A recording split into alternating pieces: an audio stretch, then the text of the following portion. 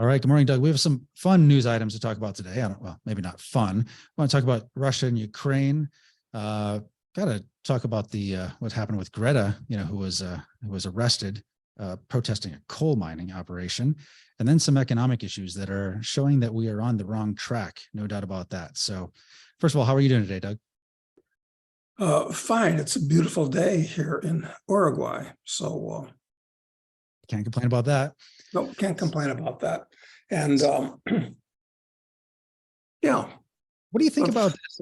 What do you I mean, I don't know how closely you follow the situation in Russia, like and I guess who you follow makes a big difference in what you think about what's happening. But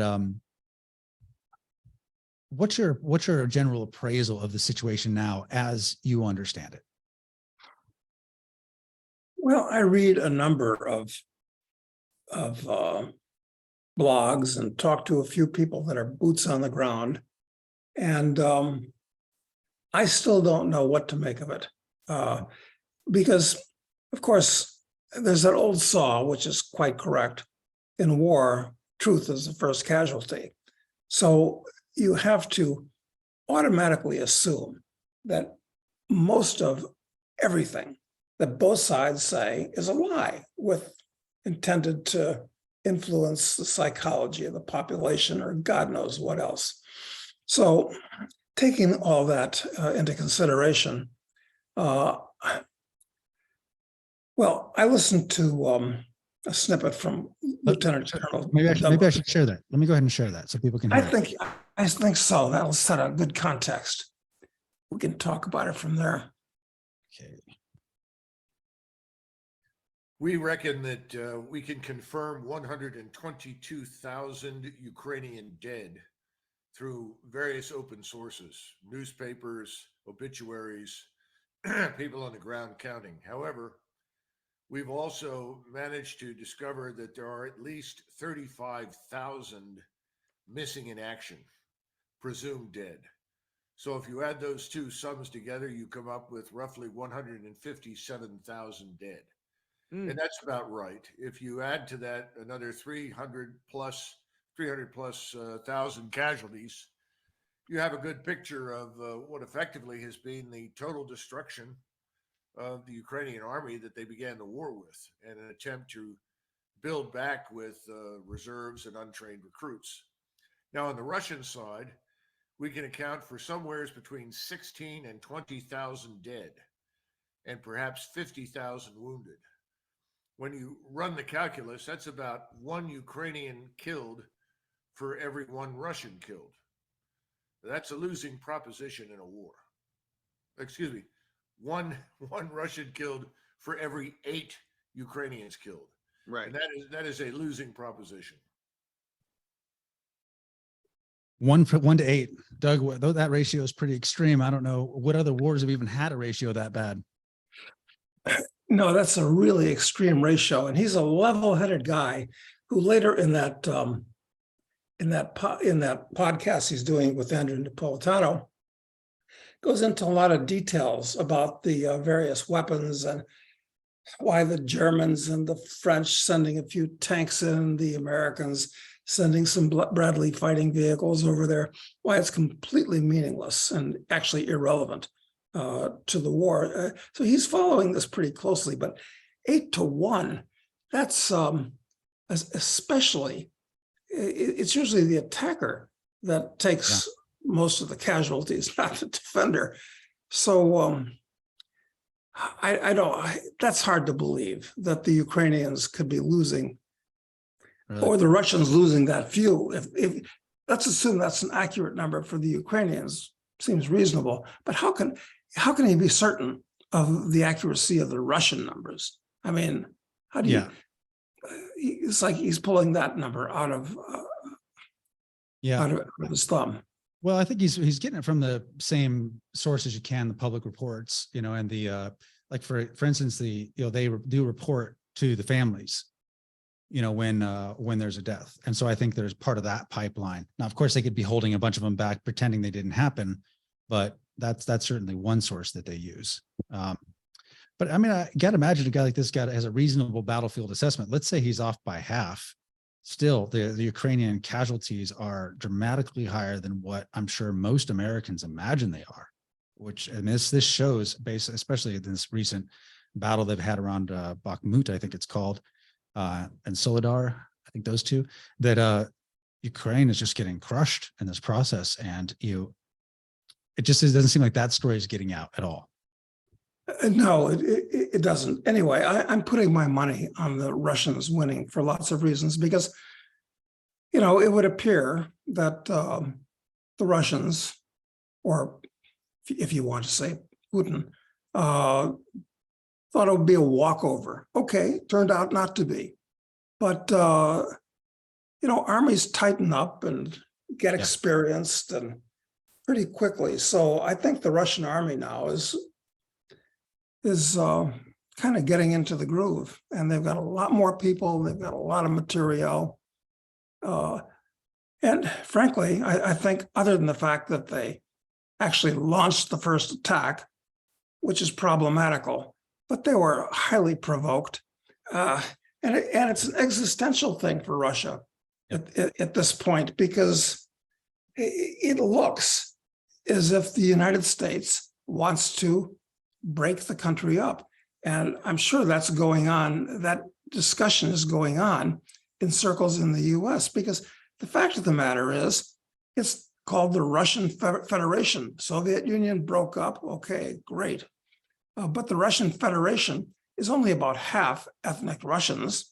And they have all these autonomous regions and federal republics and different political entities throughout this giant landmass that really don't belong together.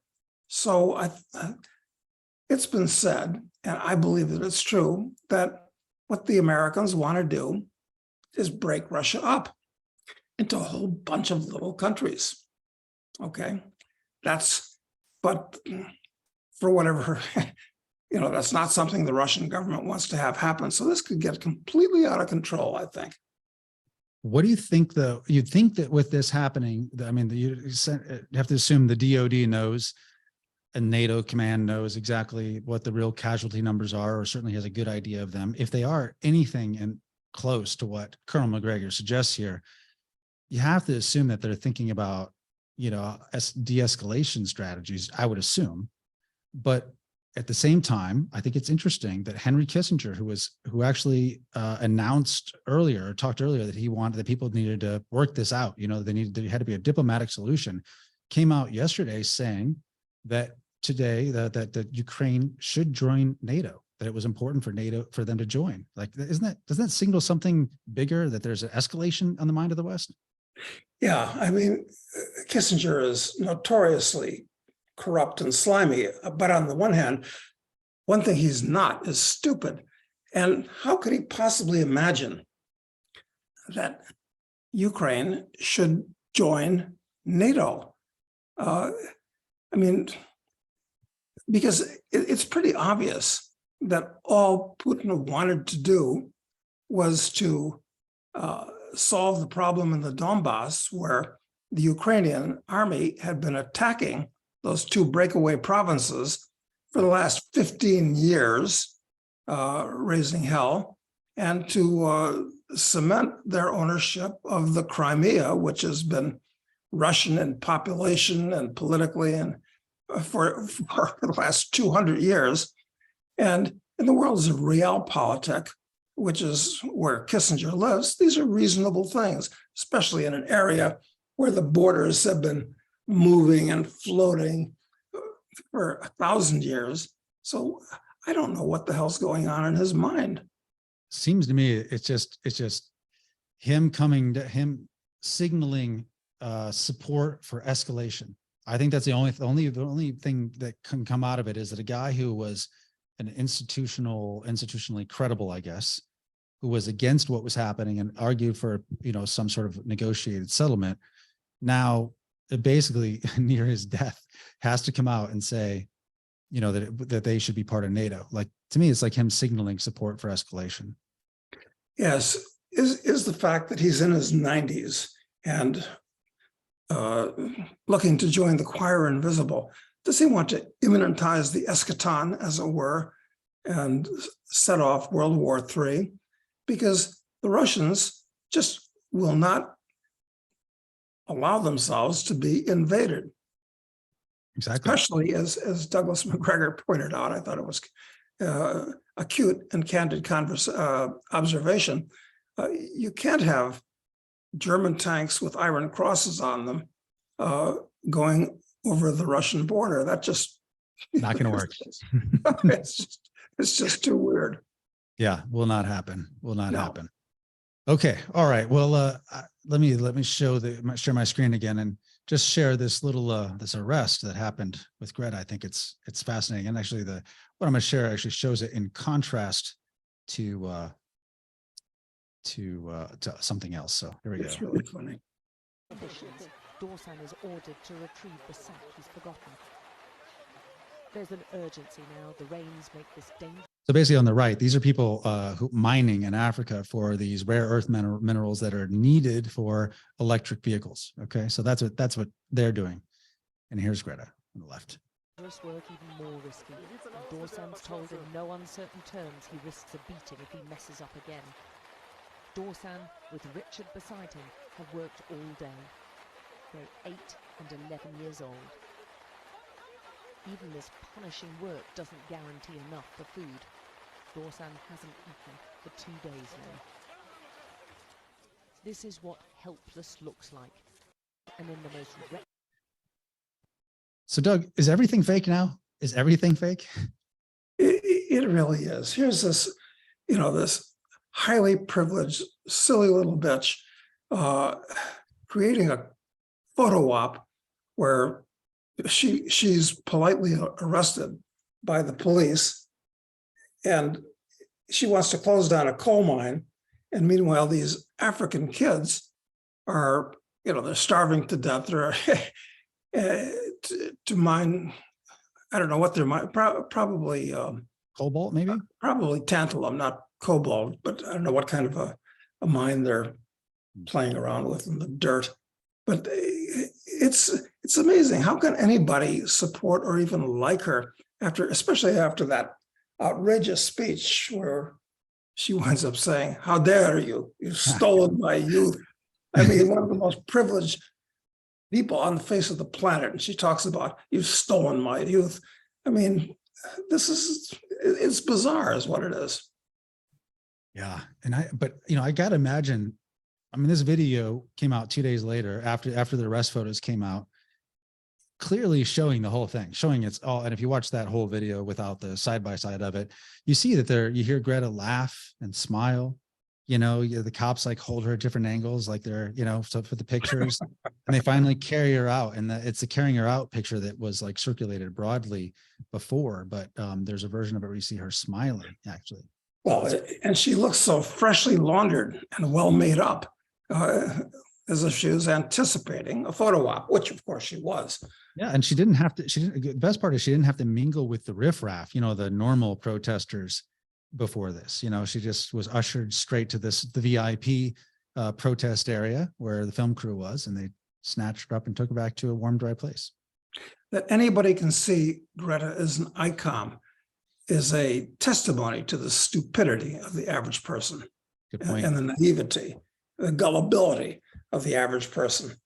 Yeah, and Doug, why do they have that coal mine operating in Germany anyway? What's the need for it, right? They had to do it because they shut down how many nuclear plants in the last couple of years? I think they shut down 4.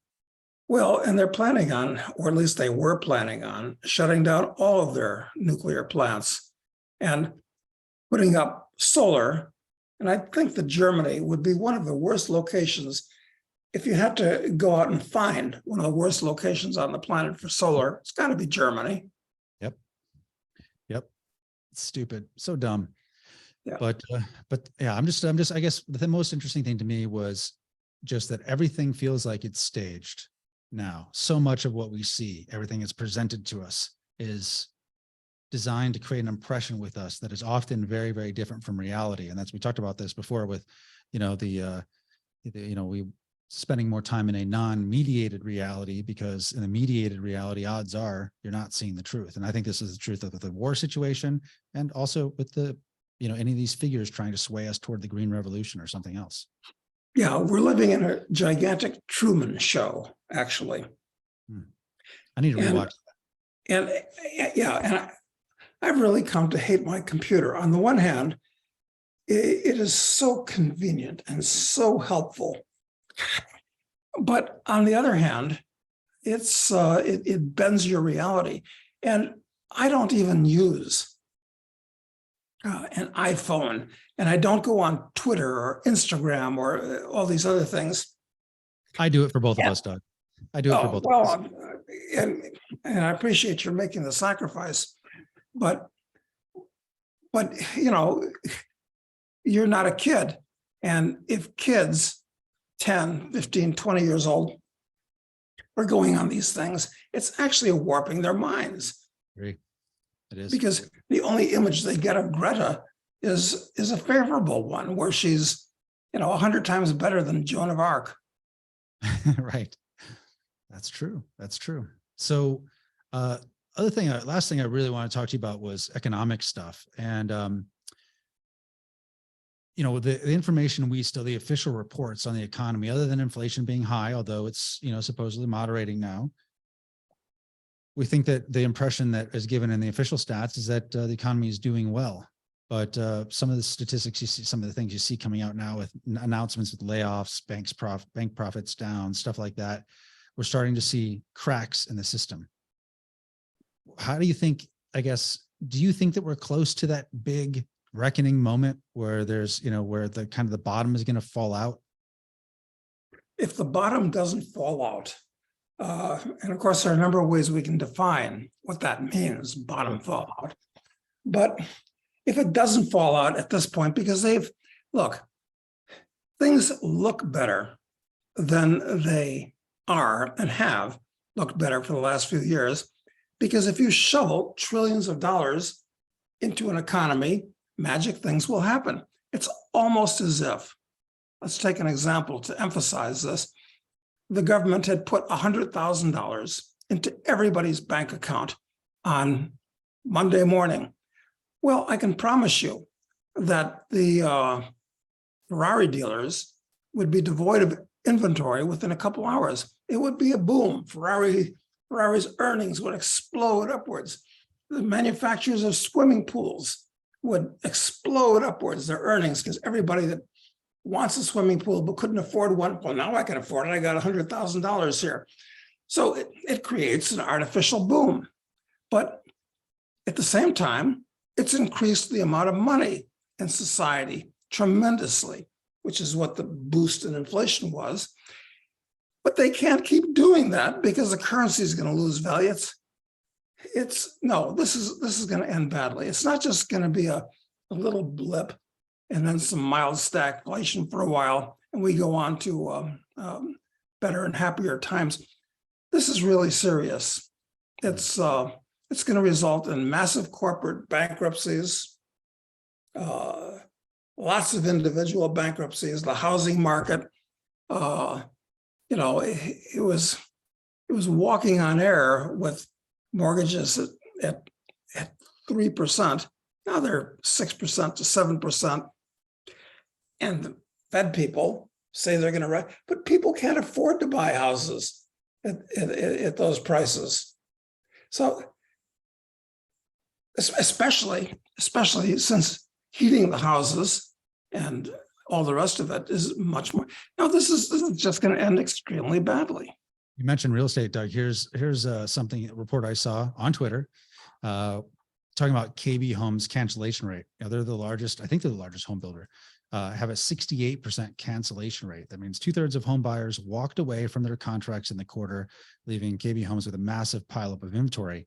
And last year, the cancel rate was 13. And this cancel rate is the cancel rate during the financial crisis, which was bad for real estate. Everyone remembers it was basically driven by real estate, was still only about 50%. So this is substantially higher than the cancel rate we saw even then. I think this does not portend well for real estate. Yeah, this is not a win-win scenario because those people, that signed a contract had to put some kind of downstroke money down. Well, they've lost that. And Katie Holmes, anticipating that it was going to go through, have made all kinds of mistakes in building houses that the market's not there. They're getting hurt. I mean, it's, the Fed, when you watch TV or read the Wall Street Journal, you get the impression we have these wise and well-educated geniuses that are, pulling a lever here and pushing a button there, and it's all going to end well. But that's not a good analogy. It's like it's like we have an elevator with a lunatic at the controls, going up and down, and the Fed shouldn't it shouldn't exist to start with. I always have to preface whenever talking about the Fed, I don't acknowledge its right to exist. It shouldn't exist. It's a disaster from every point of view. But they like to draw the analogy of it's like a piece of machinery that we know how it works and how the gears grind together, but it's not. It's like a rainforest, and the Fed comes in and is basically spreading Agent Orange everywhere. That's a better analogy. Do you think it's hubris that drives that they actually really do believe they can control it, or is it something else? Well, I often like to use the word stupidity when talking about these people, and you can be highly intelligent and yet be stupid. It's almost a question of, yes, it is hubris.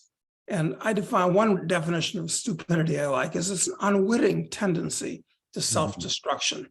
And considering the kind of people that go into government and would want to go to work for the Fed, thinking that they can manipulate other people's standard of living and manipulate the economy, yeah, they have a real tendency to stupidity. Okay, one other thing I saw that's starting to pop up, hadn't heard much about these over the last year or so, has to do with job losses, real layoffs happening now for the first time in a while. Let me find this chart here to share. 1 second. So this basically, there's this website that basically tracks all layoffs in the US and globally, but this is just the US. And you can see in the last month, in January, so far, there's been 43,000 people laid off. You got the big tech companies that are leading the effort. Goldman Sachs coming in after that. The thing is if you look at since last January, there's only been 71,000. So it just shows that this pace of layoffs is really starting to accelerate here in the first quarter. It's like almost everyone was just kind of holding off, trying to make it through last year. And now the reckoning begins. Yeah, well, scores of thousands of people that are being laid off were quite highly paid working for these tech companies and these investment bankers. And so maybe they've got some of the free money that the government passed out that is still in their bank account, but their income's stopped. They've got lots of debts. What kind of jobs are they going to get? If they're reemployed, it's going to be doing something more on the order of grunt labor, because they're not going to get hired back by another tech company or another investment banker. Now, the whole economy is built on quicksand, as far as I'm concerned. So this year, 2023, we could see some real fireworks from a number of directions. Let me share one. People said 2022 was a disastrous year, with the stock market down the most in decades and all this, bond market getting hurt the most in history and all this type of thing. This is just, this is just skimming the froth off the bubble. The bubble itself hasn't really burst yet. This could be the year. Well, let me show you one more thing. You haven't seen this video before, but this is something. So these tech workers often post videos like this. This is a day in my life as a product designer at Meta. I work out of their headquarters in Menlo Park, and this campus honestly reminds me of Disneyland. At 9:30, I got breakfast with my team who are here this week for a 3-day design workshop. In the morning, we did different design thinking activities before getting lunch at our barbecue pit, which is our smokehouse on campus. We couldn't forget about dessert, so we went to our sweet shop to get some ice cream. In the afternoon, we continued working on our different projects before exploring the campus on bikes. Next, we went to another building to explore our 9-acre rooftop park. We grabbed some snacks and drinks before sitting outside in our courtyard. We took the shuttle back to Classic Campus and ended the evening with a team dinner. This is a day in my life as a... What do you think, Doug? You know, if I didn't know better, I would say that that was a spoof. It sounds like one of those skits that maybe some of our viewers have watched, where some entitled girl walks into an office and is interviewing her employer and says, right, yeah, this is unbelievable. I mean, these people deserve to be punished. I know. Actually, people post these things all the time, and they're amazing. They're amazing. It just like, and she says going to work is like going to Disneyland. Yes, yeah, you fantasy land, and that's going to really hurt once you have to wake up to reality. Those people, she's a project manager. She's like, what? She doesn't have any technical skills, probably. yeah. I'm not saying that it would be a good thing if she had to serve a year in the Congo. Those kids try to mine tantalum, but I think she's going to have to get a grip. Yeah. It's going to be tough for people. And it just shows you how much fat there is in the system. You know, when Yeah, basically your entire day of work is meeting with your team over dinner or lunch or breakfast or ice cream. Yeah, it's actually unbelievable. It's a spoof. Reality is becoming a spoof on reality. Yeah. Yeah, it's going to be a shock for people. So the last thing I want to talk to you about, Doug, is these central bank digital currencies. We've been talking about how they're in the works for a while now. I think we've been talking about that for over 2 years. Yeah. It's become kind of conventional wisdom now that something is coming, but at least for a long time, the real pushback that people gave was that, you know, because it eliminates really the need for the commercial banking sector. Potentially, it can it can easily disintermediate these financial institutions. So people thought the banks are so powerful in the U.S., they're going to stop it. But yesterday, Bank of America came out and they specifically said, quote, CBDCs and stable coins are the natural evolution of money and payments. So full endorsement from a commercial bank. Are you surprised? Well, I am a little bit surprised, because if you're using a central bank digital currency, then it's actually, that currency is actually trying to be a competitor to Bitcoin, where you don't need. No, this is, I'd like to believe that it's going to be rejected by people in the West the same way it was rejected by people in Nigeria when they tried something like this on a massive scale. Yeah, so far. Yeah. It's, you know, these central bank derivative currencies are actually derivatives on derivatives. I mean, they're not even a moving paper fantasy. They're a moving digital fantasy. No, it's this is unpredictable. This is science fiction.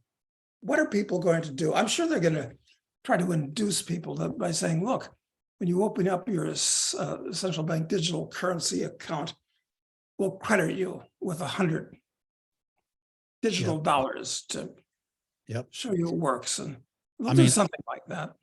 They could just start with putting all the, you know, all the people that are on any kind of transfer payments on it. So you know, EBT is now on there. Your Social Security is on there.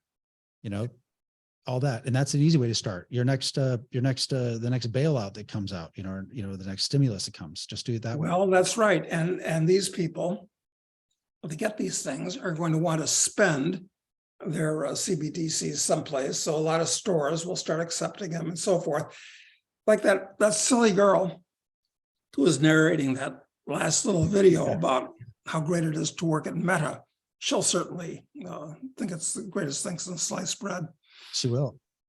Yeah, She will. no, we're really approaching the time where the rubbers. We'll see what happens when the rubber meets the road and what actually happens. I think it's going to be a complete disaster, and it's unavoidable. And I don't, and how, of course, retail banking has changed tremendously just in the last couple of generations, where it used to be you'd go down to the bank and you deposit your check and he give you cash, and this doesn't happen anymore. It's all digital. Your relationship with most banks is digital at this point. So, but the banks are being disintermediated in many ways. I'm not sure how this is going to work. I'm sure that they're working on it very hard. Yeah. Yeah. I just think that, you know, they can, I think the system can find a way for their bank friends to still profit and not have, you know, and go along with what's inevitable. I think they can make it. I think they can do it. I mean, you know, these banks wouldn't really even exist. A lot of them would have gone out of business by now without, you know, being backstopped during the financial crisis by, you know, by the Fed. So, and then by the Treasury. So you got to imagine, you know, they still know that.